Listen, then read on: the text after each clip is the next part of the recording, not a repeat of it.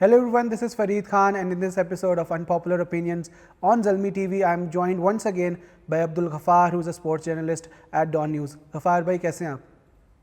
मैं बहुत खुश हूँ। हमारी टीम फाइनल में है और मैं सुपर एक्साइटेड हूँ। किस बात से ज़्यादा खुश हैं, बाबर आजम की जो ट्रेड हुई है उससे, या जो कल फाइनल खेला जाएगा पाकिस्तान का? यार to be honest, Pakistan team obviously क्योंकि वर्ल्ड कप के फाइनल में पहुंचना और फिर अब एक हमारे पास दूसरी ट्रॉफी जीतने का मौका है। लेकिन इक्वली यार बाबर आजम की खबर तो इतनी ज़ल्मी के फैंस के लिए एक्साइटेड है कि मैं कल रात 4 बजे तक ना सारे रिप्लाईज पढ़ता रहा जावेद आफरीदी साहब की ट्वीट के नीचे, पिशावर ज़ल्मी की ट्वीट के नीचे कि भाई लोग क्या कह रहे हैं। और बहुत सारे लोगों को तो लगा ये अनरियल है, जैसे वो ये चाहते तो थे ये हो जाए, बट उनको यकीन नहीं आ रहा ये हो गया है। और स्पेशली जब बाबर आजम, मैं भी सोच रहा था बाबर आजम जब वॉक इन करेंगे बैटिंग करने के लिए येलो स्टॉर्म में, जलमी किट में, तो वो एक बहुत ही खूबसूरत नजारा होगा जलमी फैंस के लिए। But great move I think by Peshawar Zalmi, and of course I think a fresh move for Babar Azam. I think he need a new start, और अच्छी बात है कि उनको एक ऐसी फ्रेंचाइज मिली जहाँ पे बहुत अच्छा प्रोफेशनल माहौल है। आई एम प्रीटी श्योर कि जो फैंस हैं वो जितने एक्साइटेड हैं, इंशाल्लाह रिजल्ट भी ऐसे होंगे। डेफिनेटली सबसे पहले हम पीएसएल पे बात कर लेते हैं। बाबर आजम की जो ट्रेड हुई है, I guess the biggest trade in PSL history. पहले उनको ट्रेड किया गया था, इस्लामाबाद से कराची वो आए थे, लेकिन he was just starting his career back then. फिर उनकी आज ट्वीट भी आई है। आई गेस जो फैंस हैं वो बहुत एक्साइटेड हैं, और मैं देख रहा था कि जो बाबर की अपनी फ़ैन बेस है वो भी पेशावर जो है उसको सपोर्ट करी, क्योंकि काफ़ी बाबर की अपनी फ़ैन बेस भी कराची को बाबर की वजह से सपोर्ट करती थी। तो आप कैसे देख रहे हैं जो पेशावर ज़ल्मी की फ़ैन बेस जो पहले ही बहुत ज़्यादा थी, और one of the biggest sporting entities in PSL, और फिर the biggest brand in Pakistan cricket Babar Azam जो जुड़ रहे हैं आपस में? बिल्कुल, मैंने कुछ ट्वीट पढ़े, उसमें लिखा था ब्रांड प्लस ब्रांड, यानी कि पेशावर जलमी ने जितना काम किया अपनी ब्रांड पर, ये तो मतलब जो आप समझ लीजिए कि जो क्रिटिक्स भी है ना वो भी इस चीज को अप्रिशिएट करते हैं। उनको पता है कि इनकी जो प्लानिंग्स हैं, इनकी जो सारी चीजें हैं, परफॉर्मेंस भी बहुत अच्छी रही है। But Babar Azam arguably the most popular cricket right now in Pakistan, और उनकी जो एक उनकी अपनी परफॉर्मेंस भी फरीज की वजह है, उनका कंडक्ट भी ऐसा ही है, मतलब वो नॉन कंट्रोवर्शियल है। We actually very professional, focused about his game.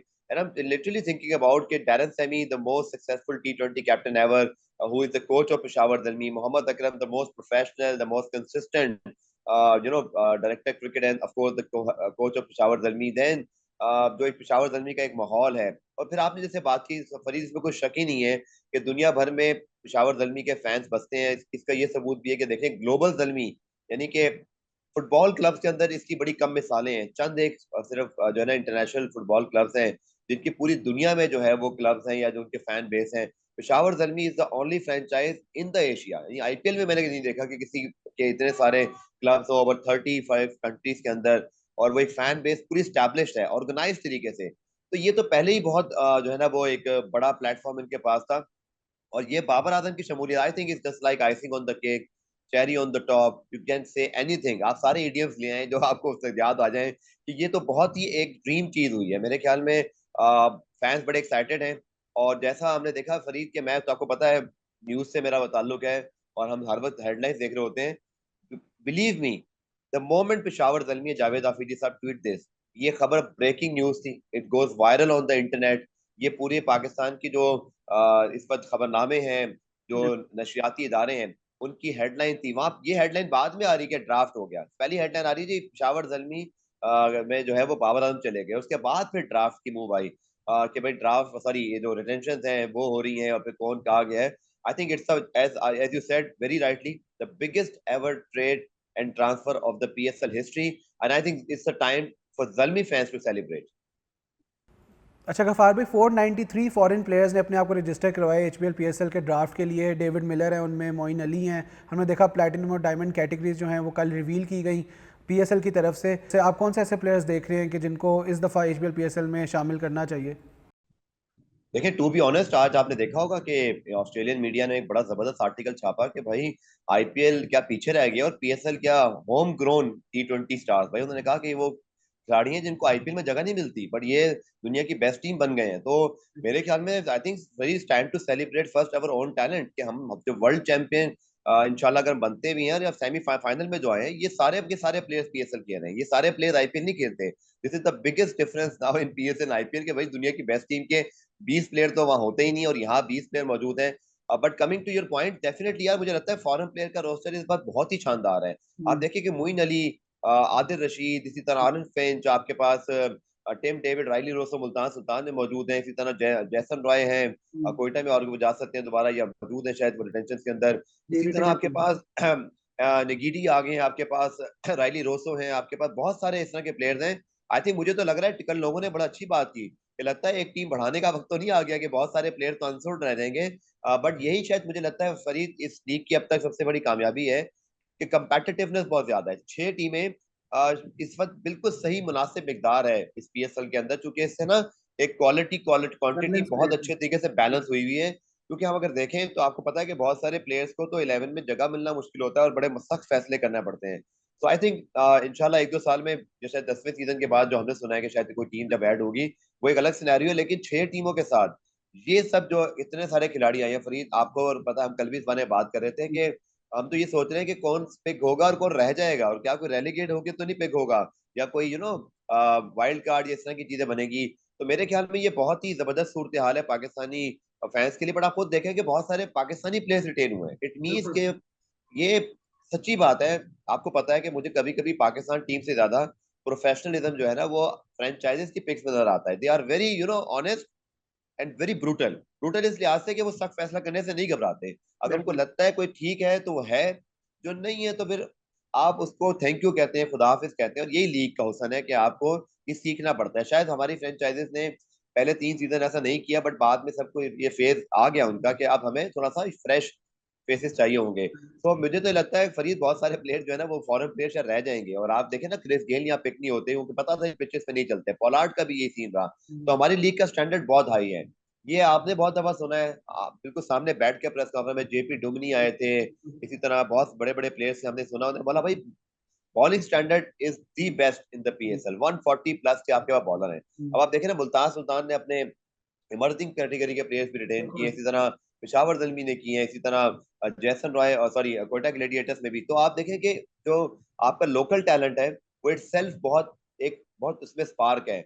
और मुझे तो लगता है कि इंशाल्लाह ये जो पाकिस्तान की T20 लीग, ये जो एक बड़ी कामयाबी हमने वर्ल्ड कप फाइनल तक जाके हासिल किया, आप देखिएगा इसका फायदा इवेंचुअली हमारे प्लेयर्स को होगा। हारिस को कल एक इंटरनेशनल T20 लीग ने साइन किया है, और कल तो एक कुछ लोग मुझे कह रहे थे यार वो 25 मैच खेल लिया। मैं कहा नहीं भाई, उन्होंने तो अभी सिर्फ पीएसएल के 6 मैच खेले हैं और वो उनका टैलेंट इतना बड़ा निकला। तो सोचिए क्या अगर फरीद आपके बहुत सारे यंगस्टर हर साल खेलते जाए पेशावर जलमी और जो दूसरी फ्रेंचाइज में, तो आपको हर दफा कितना अच्छा टैलेंट मिलेगा। शाहनवाज धानी मुल्तान सुल्तान से from nowhere he emerge, Haris Rauf इसी तरह लाहौर कलंदर्स के बिल्कुल from nowhere he emerge and then he right now one of the best T20 bowler. तो this is the talent we have, this is the talent we have. हमें यही एक कमी थी फरीद कि हमारे पास कोई प्लेटफॉर्म हो जहाँ ये लड़के अपने आप को परफॉर्म करके अपने एक्सप्रेस कर सकें। एंड प्रिटी श्योर के ये पीएसएल ने वो सारा काम पूरा किया। और इसी पीएसएल की वजह से फरीद आपको पता है कि सारे प्लेयर्स हमें पीएसएल से मिले हैं, चाहे चैंपियंस ट्रॉफी की आप जीत याद करें, आप इसी तरह मुख्तलिफ आपके जो वर्ल्ड कप के अंदर आप सेमीफाइनल देखिए, सेमीफाइनल फाइनल में लक होती है वो एक अलग बात है, लेकिन मैं टैलेंट की बात कर रहा हूँ।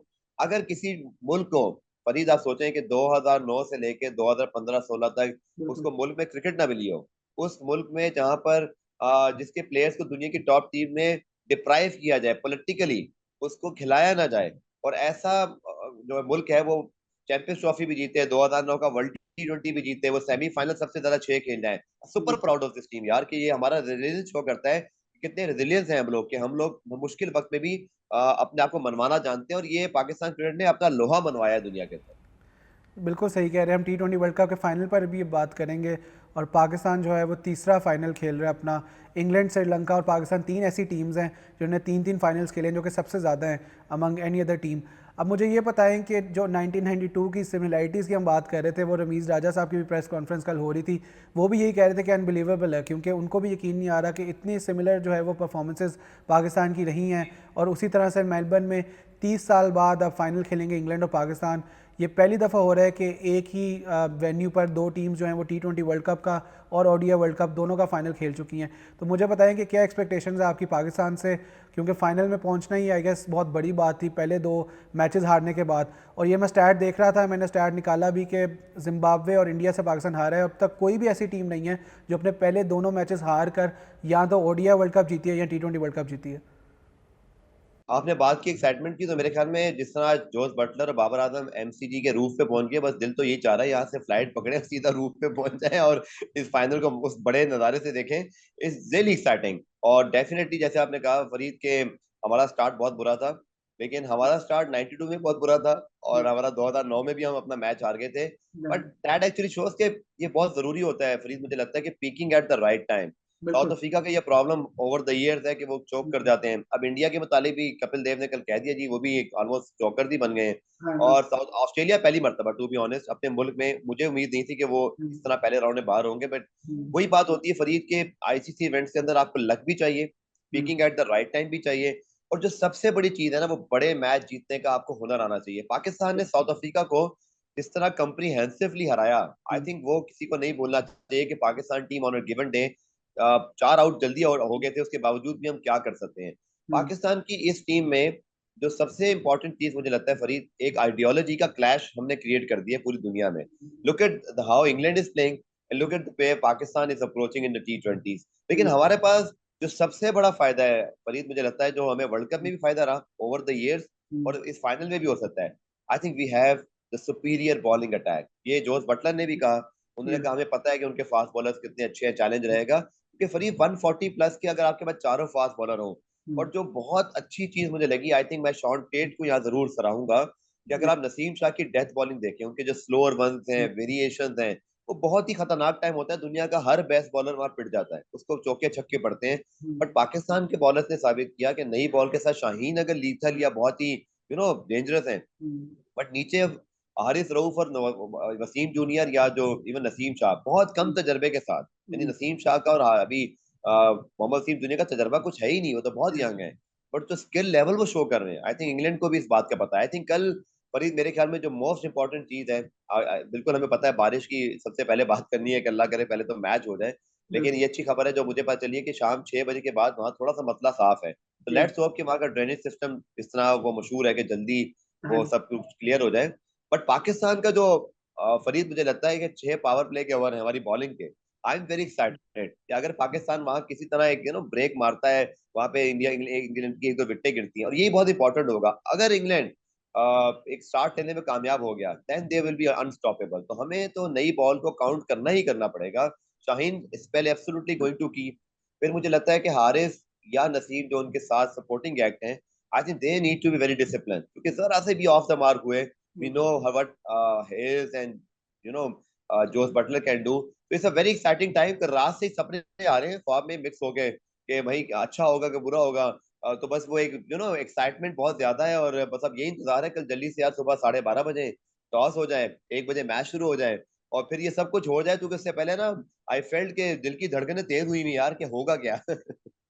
बिल्कुल सही कह रहे हो। रिजर्व डे जो रखा है आईसीसी ने, उसमें मंडे को मैच जो है वो पाकिस्तान वक्त के मुताबिक 9 बजे शुरू होगा अगर रिजर्व डे पे हम जाते हैं, जो कि मेलबर्न के 3 बजे हैं, और 4 घंटे एक्स्ट्रा दिए हैं आईसीसी ने ये व्यूअर्स के लिए जो प्लेइंग कंडीशंस पूछ रहे थे। और 10 ओवर्स का खेल अगर दोनों टीमें खेलती हैं फिर ही रिजल्ट आएगा मैच का। ये ग्रुप स्टेजेस की तरह नहीं है जहाँ पर 5 ओवर्स खेलने होते हैं आपने। गफ़ार भाई, बस मुझे अब ये आप बताएं लास्टली कि जो मार्क वुड हैं वो आज ट्रेनिंग करते हुए हमें नज़र आए हैं। काफ़ी पाकिस्तान के जो फैंस हैं वो एक्सपेक्ट कर रहे थे कि मार्क वुड जो हैं शायद वो ना हो हिस्सा इंग्लैंड का। अभी भी कंफर्मेशन नहीं है। उनके हेड कोच ने कहा था कि वो स्ट्रगल कर रहे हैं। डेविड मलान ने भी आज नेट किया, लेकिन वो भी स्ट्रगल कर रहे थे। इंडिया के अगेंस्ट दोनों नहीं खेले थे, लेकिन पाकिस्तान के अगेंस्ट जब मार्क वुड ने खेला था वो दोनों मैचेस इंग्लैंड जीता था पाकिस्तान के अंदर। तो कैसे देख रहे हैं आप उनकी इंक्लूजन, और आपको क्या लगता है कि पाकिस्तान जो है उसको किस तरह टैकल करेगा? इसमें कोई शक नहीं है फरीद, उन्होंने चंद मैचेस भी जो खेले थे पाकिस्तान की पिचेस पर भी, उन्होंने हमें बहुत तंग किया था, और वो बहुत क्वालिटी फास्ट बॉलिंग कर रहे हैं। और इस वक्त आई थिंक इस वक्त दुनिया में शाहीन शाह अफरीदी के बाद जो एक यंग फास्ट बॉलर बहुत तेजी से जिसने स्ट्राइक लिए हैं, आई थिंक मार्क वुड है, और अभी उनका बेस्ट आना मेरे ख्याल में बाकी है। आई होप कि कल ना हो, आई होप कि कल ना हो, लेकिन मुझे लगता है कि आने वाले दिनों में हम उनको फॉलो कर रहे होंगे, जैसे जोफ्रा आर्चर को हम फॉलो करते थे। और अभी तो मैं ये सोचता हूँ जब जोफ्रा आर्चर आएंगे तो इंग्लैंड की टीम का क्या हाल होगा, और ये कितने लीथल हो जाएंगे। लेकिन Farid, I think we should respect के वर्ल्ड कप के फाइनल में आपको जो चैलेंज मिलेगा वो हमेशा वर्ल्ड बेस्ट मिलेगा। आई थिंक मजा इसी में आएगा कि मार्क वुड खेल जाते हैं और हम उनको मैनेज करें। देखिए रिजवान बाबर के अंदर जो सबसे अच्छी चीज है, जिसकी वजह से वो सारा क्रिटिसिज्म जो इन पे होता रहा है माजी में, बट उसका हमेशा जो एक कंसिस्टेंसी की वजह से ही लोग, अब देखें ना, लुक एट हाउ मुझे याद है मोहम्मद कैफ ने ट्वीट किया था कि आप बिल्कुल सोशल मीडिया ना देखें, आप वर्ल्ड क्लास प्लेयर्स की टेक्निक्स देखें। और यही बात बहुत सारे क्रिकेट पंडित कहते हैं, जब आपकी टेक्निक अच्छी हो, जब आपकी बेस अच्छी हो, और ये दोनों सीजन परफॉर्मर हैं, मतलब मोहम्मद रिजवान सालों साल डोमेस्टिक में मेहनत करके यहाँ तक पहुंचे हैं। Babar Azam you know is something very special, जिन्होंने अंडर 19 से आए, और उनका थोड़ा फास्ट ट्रैक हुआ, और वो इतने टैलेंटेड थे कि वो पहले दिन से ही नजरों में थे। तो मुझे कोई शक नहीं होगा कि अगर ये दोनों जो है ना वो उनको अच्छा मैनेज करें। मैं ये कहता हूँ कि हमें ये बहुत इंपॉर्टेंट होगा कि हम इंग्लैंड के प्लान को काउंटर कैसे करते हैं। मुझे कोई शक नहीं है कि वो उसी प्लान के साथ आएंगे जिसमें वो पाकिस्तान के खिलाफ, पाकिस्तान में आए थे, शॉर्ट पिच बॉल होगी ऑफ स्टंप पर। तो इसके लिए पाकिस्तान को मोहम्मद हारिस का ऑप्शन भी मौजूद है, जो अनऑर्थोडॉक्स शॉट खेलते हैं, चीकी शॉट खेलते हैं। He knows how to play behind the wicket shot, वो सरप्राइज कर सकते हैं। तो ये एक जरूर एलिमेंट रहेगा। So, viewers, this is Fareed Khan signing off from this episode of Unpopular Opinions. Stay tuned for the next one.